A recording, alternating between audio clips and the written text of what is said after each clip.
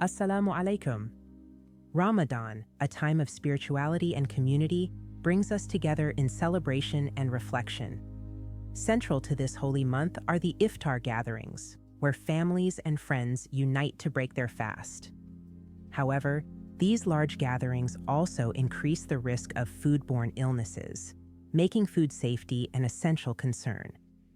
Ensuring that the food we share is not only delicious but also safe requires a heightened level of vigilance. From the selection of ingredients to the preparation and serving of dishes, every step is crucial in preventing the spread of harmful bacteria and viruses. As we navigate the joys and challenges of Ramadan, remember that food safety is not just about following guidelines, it's about protecting the health and well-being of our loved ones. While this video aims to provide valuable insights into maintaining food safety during Ramadan, it's important to consult a healthcare professional for personalized health advice. Let's embrace this Ramadan with mindfulness and care, making food safety a priority in our gatherings. 1. Basic food safety principles.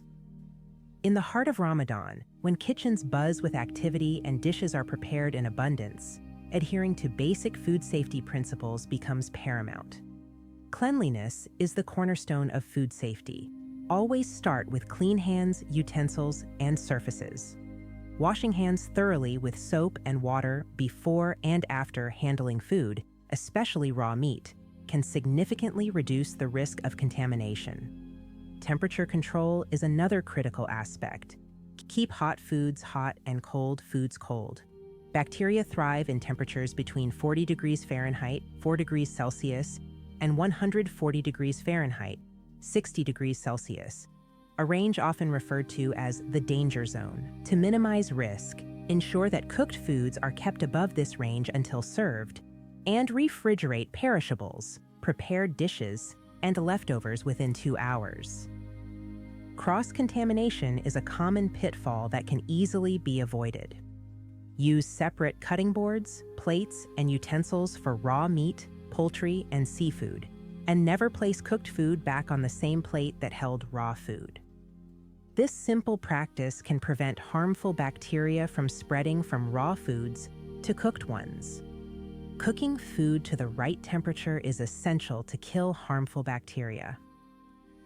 Use a food thermometer to ensure that meat, poultry, and seafood are cooked to the temperatures recommended by food safety guidelines.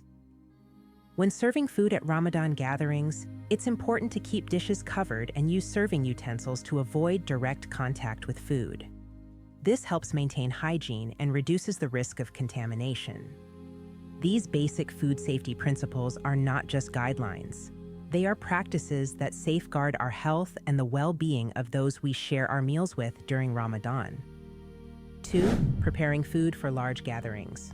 Preparing food for large iftar gatherings presents a unique set of challenges, but with thoughtful planning and adherence to food safety practices, these can be skillfully managed. One of the foremost concerns is maintaining hygiene. With the volume of food being prepared, it's crucial to ensure cleanliness at every step. This means not only washing hands frequently, but also ensuring that kitchen surfaces and utensils are sanitized regularly. A practical solution is to designate specific areas for different tasks, such as chopping vegetables and handling raw meat, to prevent cross-contamination. Temperature control is another critical aspect of food safety during large gatherings. Foods prepared in advance need to be stored at safe temperatures until they are ready to be served. Hot dishes should be kept at or above 140 degrees Fahrenheit, 60 degrees Celsius, while cold dishes should be stored at or below 40 degrees Fahrenheit, 4 degrees Celsius. Chafing dishes, slow cookers, and ice trays can be invaluable in achieving this, ensuring that dishes remain safe to eat throughout the iftar. For foods that need to be cooled, do so quickly in shallow containers to bring them out of the danger zone as swiftly as possible. 3. Common foodborne illnesses and prevention. Cross-contamination is a risk that increases with the scale of food preparation. To mitigate this, it's beneficial to use color-coded cutting boards and utensils for different types of ingredients. One for raw meats, another for vegetables, and so on. This not only helps in keeping ingredients separate, but also makes it easier to organize the kitchen workflow efficiently.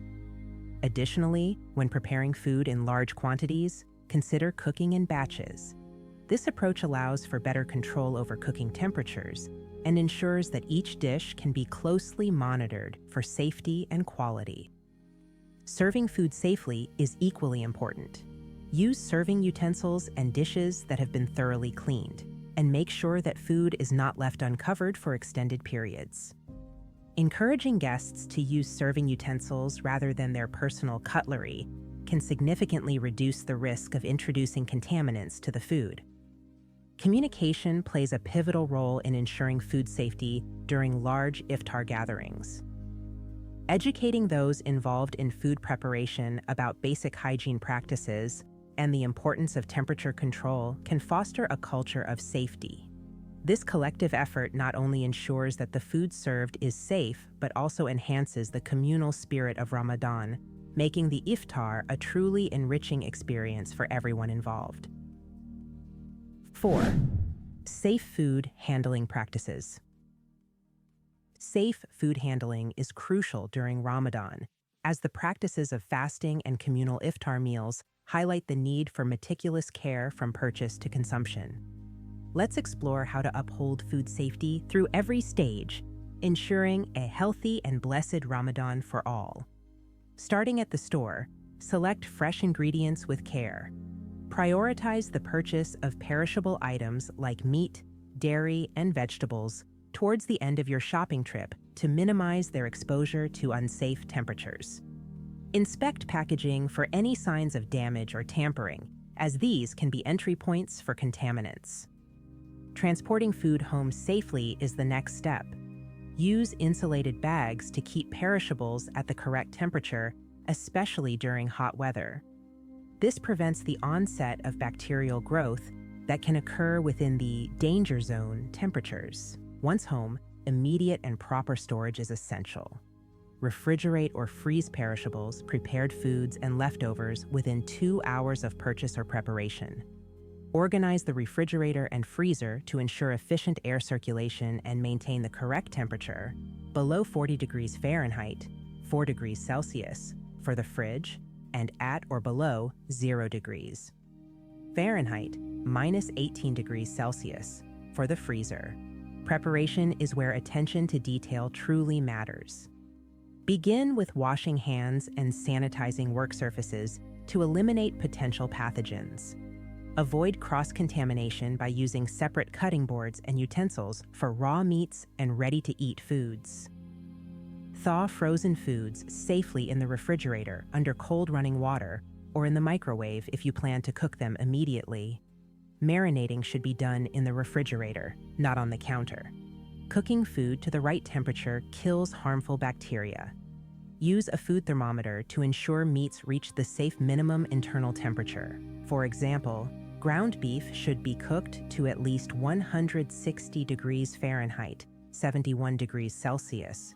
Poultry to 165 degrees Fahrenheit, 74 degrees Celsius, and fish to 145 degrees Fahrenheit, 63 degrees Celsius. Serving food safely is particularly important during Ramadan when meals are often shared. Keep hot foods hot and cold foods cold, using warming trays or ice packs as necessary. Do not leave perishable foods out for more than 2 hours, or 1 hour if the temperature is above 90 degrees Fahrenheit, 32 degrees Celsius. Leftovers should be handled with care. Store them in shallow containers to cool quickly and safely. Consume refrigerated leftovers within 3 to 4 days to reduce the risk of foodborne illnesses.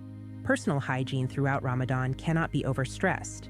Regular hand washing, especially before eating or handling food, is a simple yet effective way to prevent the spread of germs. 5. Storing leftovers safely.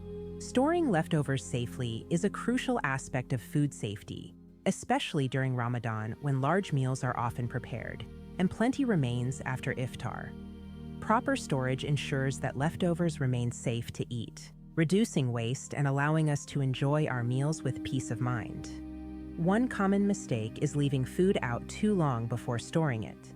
To avoid this, Ensure leftovers are refrigerated within 2 hours of cooking.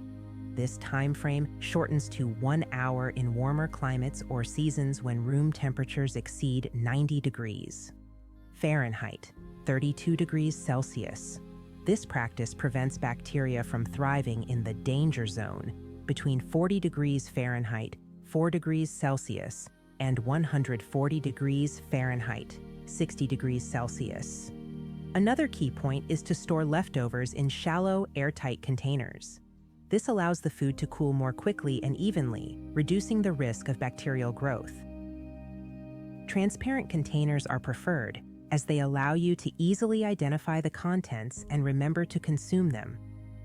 Labeling leftovers with the date of storage can help manage consumption and ensure that foods are eaten within a safe time frame. Generally, leftovers should be consumed within 3 to 4 days. If you suspect you won't be able to eat the leftovers within this period, consider freezing them. Most cooked dishes freeze well and can extend the enjoyment of your Ramadan meals without compromising food safety. When reheating leftovers, bring them to a temperature of 165 degrees Fahrenheit, 74 degrees Celsius, to kill any bacteria that may have developed. Ensure that the food is heated evenly, stirring during the process, and avoid reheating food multiple times, as this can increase the risk of foodborne illness. When in doubt, throw it out.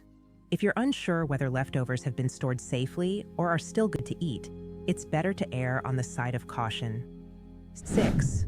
Personal hygiene and food safety. Personal hygiene and food safety are inseparably linked, a connection that becomes even more crucial during Ramadan. This holy month, characterized by day-long fasts followed by iftar gatherings, demands heightened vigilance in food preparation and serving. Ensuring the health and well-being of everyone involved starts with individual hygiene practices. Hand washing is the cornerstone of personal hygiene. It's essential to wash hands with soap and water for at least 20 seconds before starting to cook, after handling raw food, and after any interruption that could lead to contamination, like using the restroom or touching a pet. This simple yet effective practice is one of the best ways to prevent the spread of pathogens. Equally important is keeping cooking attire clean. Wearing a clean apron and ensuring that any clothing coming into contact with food is fresh reduces the risk of transferring contaminants from everyday wear into the meal. For those with long hair, tying it back or covering it is advisable to prevent it from coming into contact with food. Personal health should also be considered. Anyone who is unwell, especially with gastrointestinal symptoms, should avoid participating in food preparation and handling.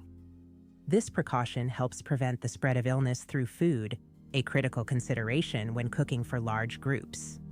Cuts and wounds must be properly covered with a waterproof dressing, especially on the hands, to prevent bacteria from infecting the food. Changing these dressings regularly and wearing gloves can provide an additional layer of safety. Adhering to food safety practices during Ramadan ensures that the iftar tables around which we gather are not just a source of sustenance, but also of safety and well-being. It transforms every meal into an opportunity to nurture the body as well as the soul, reinforcing the communal bonds that are so cherished during this holy month. Throughout Ramadan, let's embrace food safety practices with dedication and mindfulness. By doing so, we safeguard the health of everyone involved, making each iftar a testament to our collective responsibility and care. It's through these concerted efforts that we can truly honor the traditions of Ramadan, ensuring that the joy and communal harmony it brings are not marred by preventable foodborne illnesses. Let's commit to these practices, not just for the duration of this holy month, but as a lasting habit, enriching our lives and those around us with health and happiness. Thank you for watching this video. May your Ramadan be accepted. May your family be protected from food poison and any mishap during and after Ramadan. If you appreciate our work, please like this video and share it with your family and friends. We are building a community to serve and need as many subscribers as possible. Please help in that endeavor. May peace and blessing be upon Prophet Muhammad, his family, and the entire Muslim community. Assalamu alaikum.